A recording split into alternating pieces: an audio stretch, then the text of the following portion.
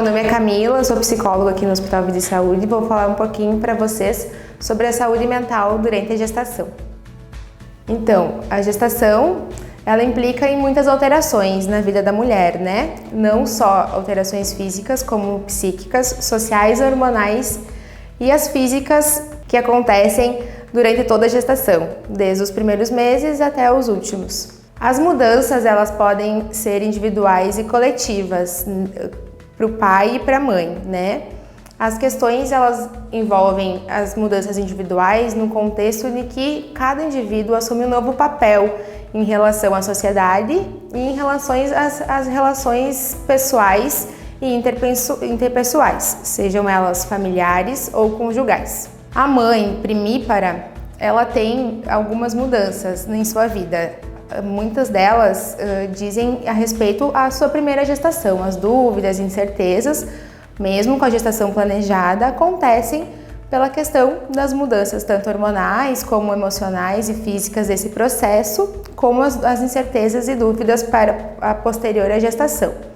A mãe de demais crianças também passa por alterações durante essa gestação, pois ela configura um novo membro familiar. Então, ela fica pensativa, reflexiva sobre as questões que envolvem os outros membros da família, não só ela, e, consequentemente, como se dará esse contexto familiar após a chegada desse novo bebê. O pai também tem uma transição nesse eu masculino, né? Porque ele passa de esposo a pai, né? A figura paterna de um outro indivíduo. Também ocorrem as mudanças e preocupações socioeconômicas. Essas mudanças, elas ocorrem pelo planejamento, né, da gestação, da criação, do bem-estar desse novo indivíduo, como também a configuração familiar a partir do momento do nascimento dessa criança.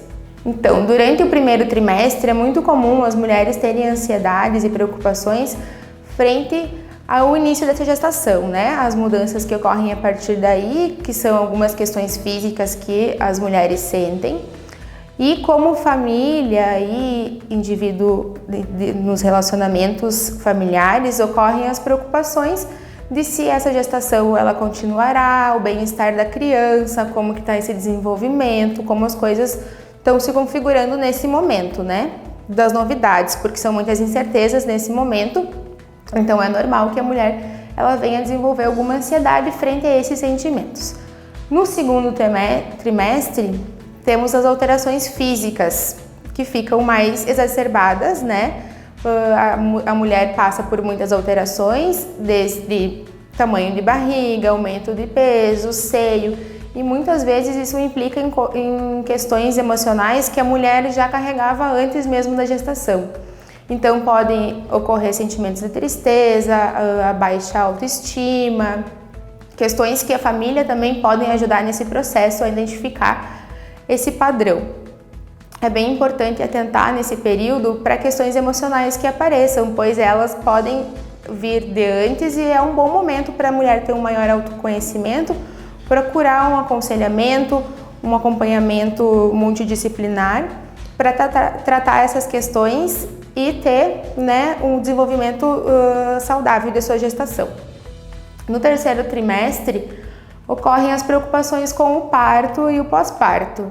A mulher e o esposo ficam pensando em como será essa criança, né? Com quem ela se parecerá, como será quando ela nascer, quais serão os obstáculos, né? Estão ansiosos para a chegada desse nenê, para ter ele nos braços, mas ao mesmo tempo tem todas as implicações de como será o parto, qual método que será, como é que vai ser o processo de amamentação, né? As dúvidas do puerpério.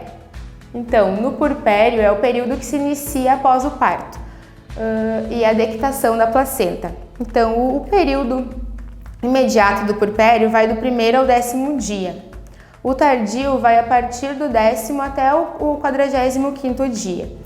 E o remoto após os 45 dias do parto.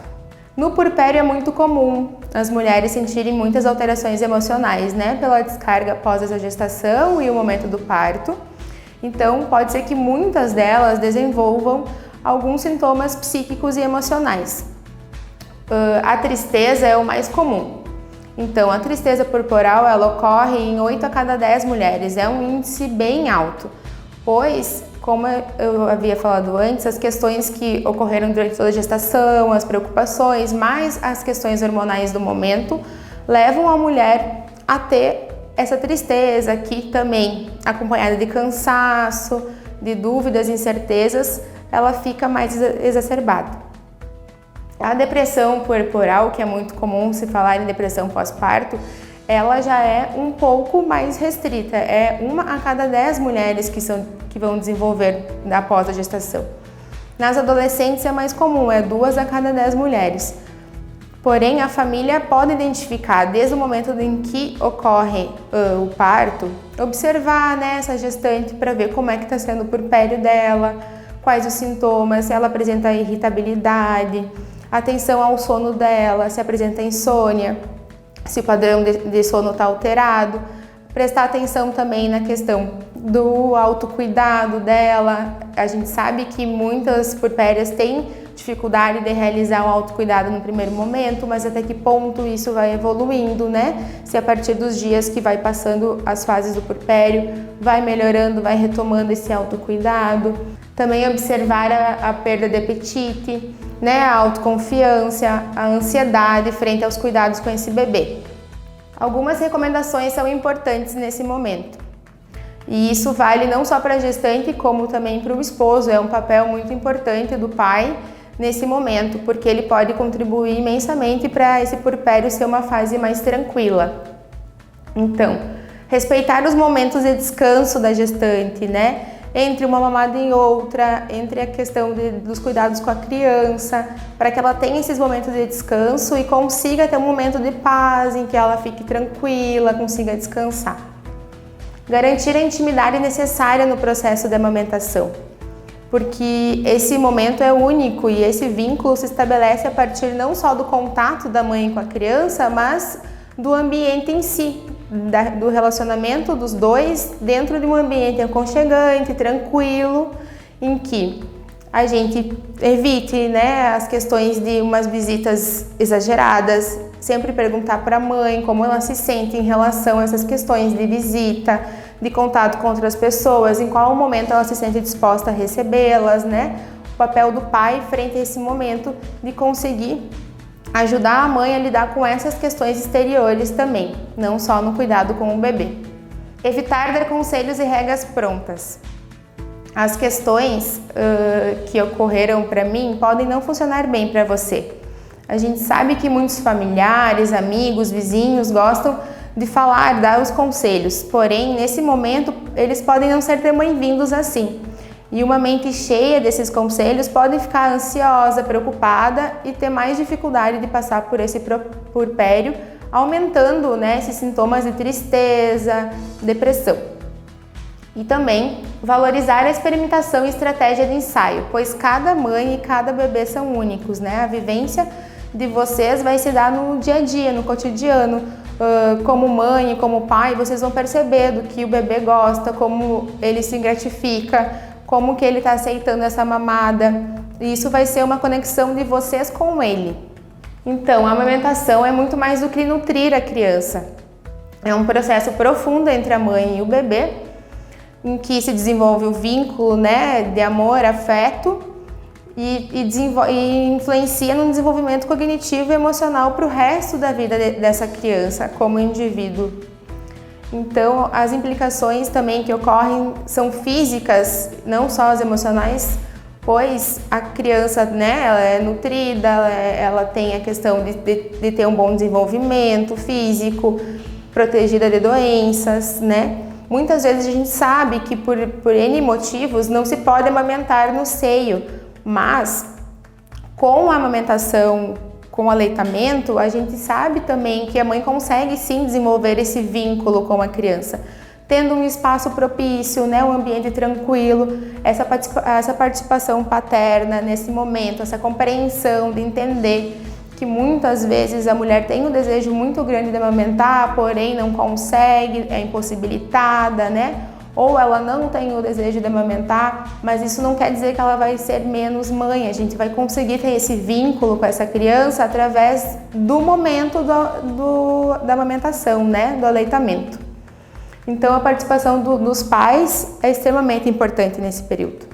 E lembre-se, falar sempre ajuda. Fale com o seu médico, com a sua médica, com a equipe multidisciplinar que você consulta sobre os seus sintomas físicos, as suas alterações físicas, mas também as questões emocionais, as suas dúvidas, os seus medos.